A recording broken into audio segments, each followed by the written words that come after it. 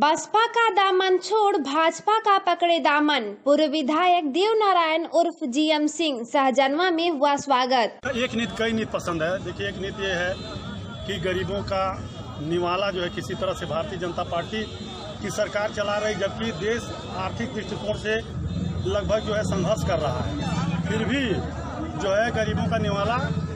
मूर्ति विसर्जन में अश्लील गाने व शराब के नशे में कोई मिला तो होगी सख्त कार्रवाई, गोला एसडीएम राजेंद्र बहादुर। दुर्गा पूजा एवं शारदीय नवरात्रि को लेकर गोला थाना पर पीस कमेटी की बैठक एसडीएम गोला राजेंद्र बहादुर की अध्यक्षता में संपन्न हुई। बैठक में दुर्गा पूजा आयोजन समिति के पदाधिकारी लोग भारी संख्या में उपस्थित रहे। बैठक में एसडीएम गोला ने सभी को सख्त निर्देश दिया कि दुर्गा पूजा में विसर्जन के दौरान अश्लील गाना नहीं बजेंगे। विसर्जन जुलूस के दौरान दारू पीकर कोई भी अभद्रता नहीं करेगा। ऐसा करने पर पकड़े जाने पर समितियों की जिम्मेदारी तय की जाएगी। इस अवसर पर प्रमुख रूप से सीओ गोला अंजनी कुमार पांडे, कोतवाल धर्मेंद्र कुमार, एसआई आलोक राय सहित अन्य लोग मौजूद रहे। नगद नारायण के नाम से विख्यात हैं इंस्पेक्टर। समाजवादी पार्टी के विधानसभा के पूर्व प्रत्याशी संजय पहलवान ने बताया कि जगत नारायण अपनी कार्यप्रणाली के कारण क्षेत्र में नगद नारायण के नाम से विख्यात थे। उनके द्वारा लोगों को काफी शोषण किया जा रहा था। ऐसे में उनके सख्त से सख्त कार्रवाई करने की मांग की है। उनके जेल में जाने के बाद भी अब तक लोगों का गुस्सा शांत नहीं है। बांसगांव थाने में, डगहा थाने में तैनात जीएम सिंह के बारे में आप क्या बताएं? उनके चरित्र के बारे में, उनकी कार्यशैली के बारे में। काफ़ी समय वो डगहा थाने में भी रहे हैं, काफ़ी समय वो बांसगांव थाने में भी रहे हैं, रामदल ताल में भी रहे हैं। क्या बताएं उनके बारे में? अब उनके बारे में हम तो बांसगांव विधानसभा क्षेत्र में राजनीति करते हैं। जब से इस विधानसभा क्षेत्र के विभिन्न थानों पे आए, उनका नाम जगत नारायण जी के जगह पे नगद नारायण पड़ गया था। आम नागरिक, गांव के लोग उनको नगद नारायण के नाम से जानते थे।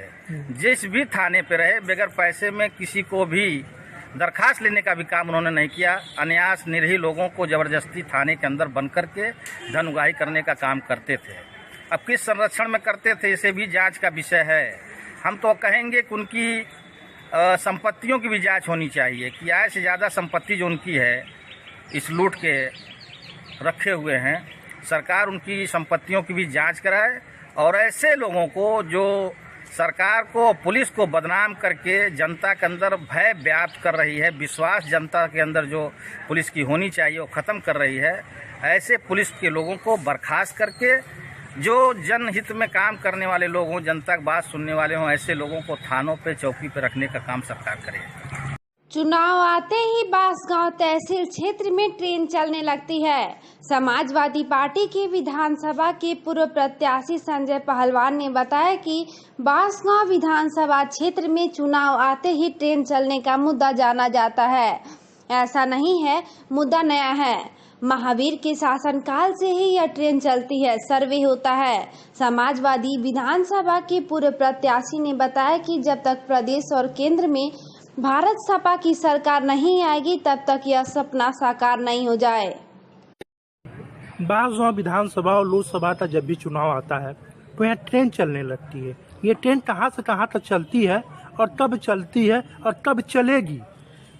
बांसगांव विधानसभा नहीं, पूरे लोकसभा में कह लीजिए या गोरखपुर के दक्षिणांचल में कह लीजिए, इस बात को कांग्रेस पार्टी की जब सरकार थी तो भी कहा करती थी। महावीर प्रसाद जी के माध्यम से वो केंद्रीय रेल मंत्री भी रहे हैं। वो बांसगांव में ट्रेन चलाने की बात किया करते थे। और जब से भारतीय जनता पार्टी की सरकार आई है इस देश के अंदर, तब से भारतीय जनता पार्टी के सांसद जी इस इलाके में ट्रेन चलाने की बात करते हैं। और जब लोकसभा का चुनाव आता है तो ठीक 1 साल पहले बांसगांव के इलाके में, दक्षिणांचल में ट्रेन बहुत तेजी से चलाने की बात करते हैं। नक्शा जारी कर देते हैं, स्टेशनों का नाम बता देते हैं। लेकिन मैं कहना चाहता हूँ कि ये झूठ बोलने वाली पार्टी है, हमेशा जनता के सामने झूठ बोलती है। बांसगांव में ट्रेन तभी चलेगा जब गरीबों का दर्द समझने वाला, उनके दर्द को सुनने वाला, कि दक्षिणांचल की किस तरह से जनता, किसान, व्यापारी, सरकारी कर्मचारी शासन के अभाव में परेशान हैं, तब जाकर उस समस्या का हल होगा। वो समस्या का हल जब देश में समाजवादी पार्टी की सरकार बनेगी माननीय अखिलेश यादव जी के नेतृत्व में, हमको लगता है तभी जाकर इस क्षेत्र की समस्या का समाधान होगा। क्योंकि जब तक लोकसभा के अंदर जो घोषणाएं होती हैं उसके बजट नहीं आएंगे तब तक मुहूर्त रूप नहीं दिया जा सकता है। मतलब जो ट्रेन चलने का जो काम है वो बस कागजों में ही केवल चलता है। कागजों में वो ट्रेन चलाने की बात करते हैं, बाकी धरातल पे कुछ नहीं उतारते हैं, क्योंकि बजट है ही नहीं है। सरकार जब तक बजट नहीं देगी धरातल पे कुछ होने वाला नहीं है। विभिन्न समस्याओं से जूझ रहा है बांसगांव विधानसभा। बांसगांव विधानसभा से पूर्व सपा प्रत्याशी संजय पहलवान ने बताया कि क्षेत्र में विभिन्न समस्याएं व्याप्त हैं। आज तक समस्याओं का समाधान नहीं हो सका। लोगों को भारी असुविधा का सामना करना पड़ता है। बुनियादी समस्या हॉस्पिटल रोड सहित अन्य समस्याएं हैं, जिससे लोगों को भारी असुविधा का सामना करना पड़ता है। जटिल समस्या है, स्वास्थ्य की समस्या है। अभी बांसगांव की जो स्वास्थ्य केंद्र हैं, जो मुख्यालय बांसगांव मुख्यालय पे है, आज भी वहाँ बच्चों के डॉक्टर नहीं हैं। जो पीड़ित महिलाएं हैं, प्रसव पीड़ा से पीड़ित होती हैं, उनके लिए महिलाओं के कोई डॉक्टर नहीं, कोई सर्जन नहीं है। रात को जिस तरीके से लोग यहाँ प्रताड़ित होते हैं, परेशान होते हैं, और गरीब आदमी तो इतना परेशान होता है, अगर किसी के परिवार में कोई प्रसव पीड़ा से माँ बहन पीड़ित हैं तो चिकित्सा सुविधा उपलब्ध ना होने के कारण वो गोरखपुर चिकित्सालय या मेडिकल कॉलेज के लिए भागता है, कर्ज कुआं लेकर किस तरह से अपने परिवार की जान को बचाने का काम करता है। बहुत बड़ी समस्या स्वास्थ्य की समस्या बांसगांव विधानसभा में है। दूसरी समस्या बांसगांव विधानसभा में सबसे बड़ी है सड़कों की समस्या। सड़क की जो जाल बिछी थी समाजवादी पार्टी की सरकार में, और सरकार के जाने के बाद सड़कों का जो हाल हुआ है, बार बार उत्तर प्रदेश की सरकार कहती है कि गड्ढा मुक्त करने का काम करेंगे। हमें लगता है लगभग 4 बार गड्ढा मुक्त का नारा उत्तर प्रदेश के माननीय मुख्यमंत्री जी और लोक निर्माण मंत्री जी ने दिया है, उसके बाद भी बांसगांव विधानसभा के सड़कें गड्ढा मुक्त नहीं हो सके हैं। और जो स्थानीय विधायक हैं, स्थानीय सांसद हैं, उनका भी इस सड़क से जन सुविधाओं के समस्याओं से कोई लेना देना नहीं है। केवल वो फॉर्मेलिटी करने के लिए इस विधानसभा लोकसभा में आते हैं और बाय बाय करके जनता को चले जाते हैं, और कहते भी हैं कि हमें तो मोदी जी और योगी जी के नाम पे वोट मिला है, जनता ने मेरे नाम पे वोट नहीं दिया है।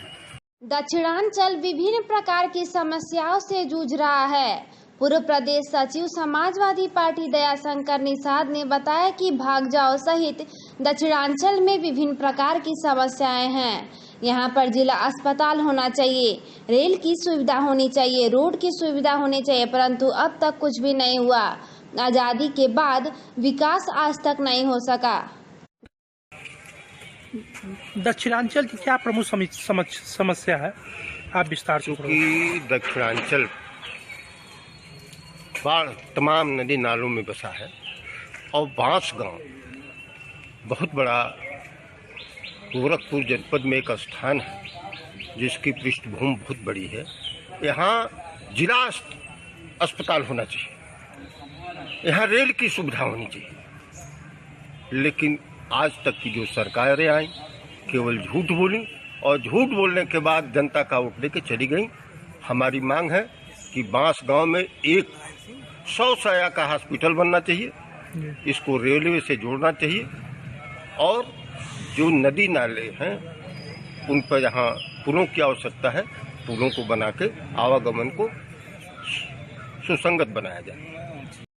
बाढ़ में उत्तर प्रदेश की सरकार ने किसी भी प्रकार की सराहनीय कार्य नहीं किए हैं।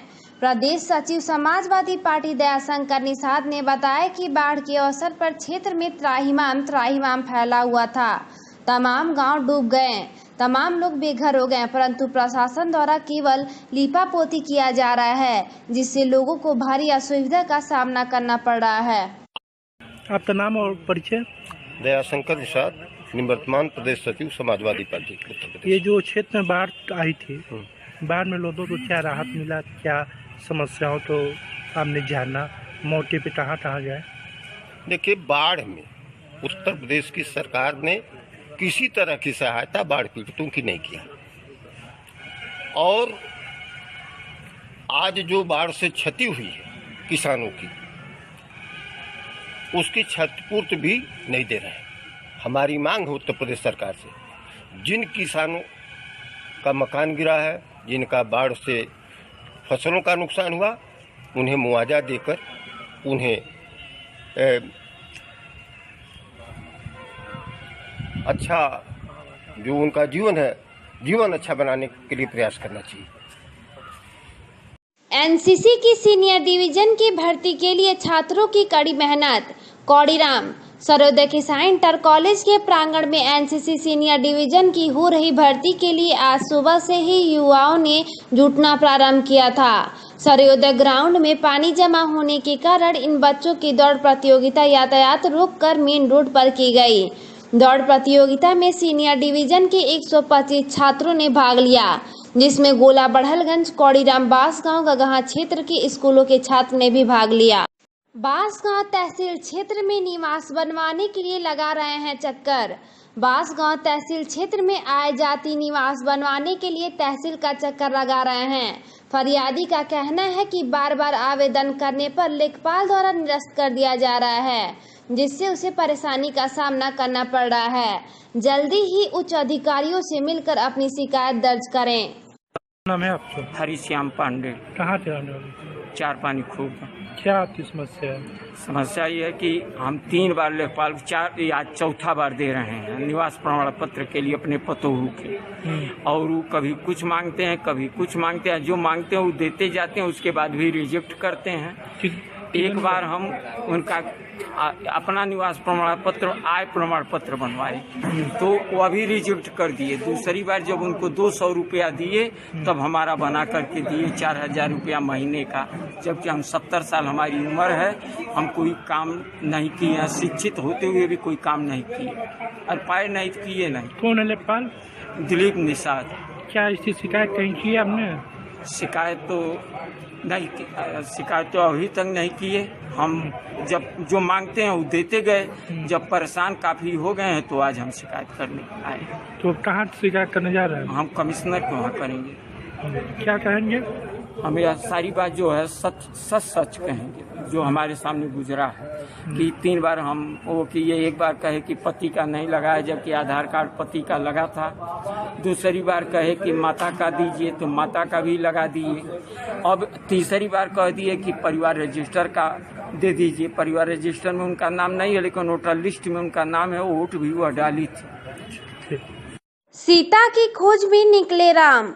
बांसगांव नगर पंचायत में रामलीला समिति द्वारा आज भगवान राम की रथ यात्रा निकाली गई, जिसमें हनुमान जी, अंगद जी, राम व लक्ष्मण के साथ सीता माता की खोज में निकाली गई, जिसके बाद बच्चों में कौतूहल का विषय बना रहा।